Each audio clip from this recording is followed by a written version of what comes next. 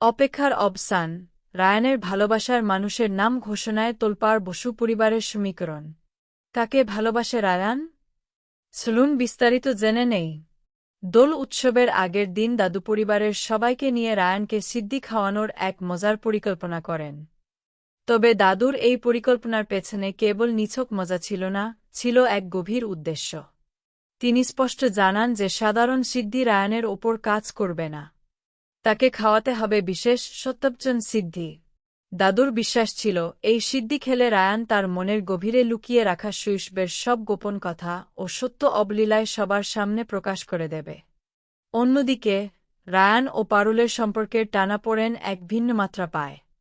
সিঁড়ি দিয়ে নামার সময় পারুল অত্যন্ত অভিমানী সুরে রায়ানকে জানিয়ে দেয়, সে যদি তার গায়ে রং দেয় তবে সে আর দোলি খেলবে না।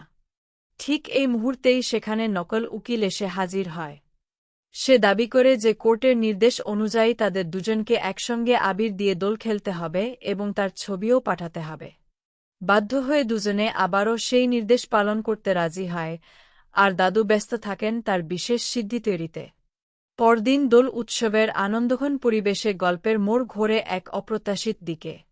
দাদুর পরিকল্পনা সফল হয় এবং রায়ান সেই তথাকথিত সত্যবচন সিদ্ধি খেয়ে ফেলে, যার প্রভাবে মানুষের নিজের অন্তরের সত্য লুকিয়ে রাখার ক্ষমতা হারিয়ে যায়।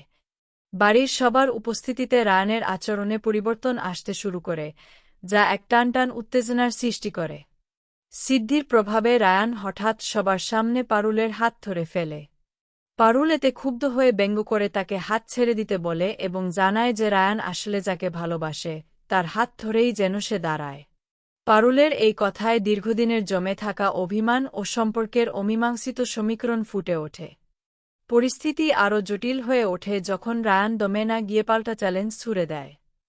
সবাইকে অবাক করে দিয়ে রায়ান দ্বিকণ্ঠে ঘোষণা করে যে আজ সে সবার সামনে জানিয়ে দেবে সে আসলে কাকে ভালোবাসে এবং আজ তাকে কেউ থামাতে পারবে না। রায়ানের এই সাহসিকতা ইঙ্গিত দেয় যে বহুদিনের চাপা আবেগ এবার আলোর মুখ দেখবে। দাদু নিঃশব্দে দাঁড়িয়ে পুরো বিষয়টি লক্ষ্য করতে থাকেন। তার পরিকল্পনা সফল হচ্ছে দেখে তিনি বুঝতে পারেন যে রায়ানের এই স্বীকারোক্তি পরিবারের সম্পর্কের সমীকরণ চিরতরে বদলে দিতে পারে। এবারে দেখার অপেক্ষা কি হয় আগামী পর্বে।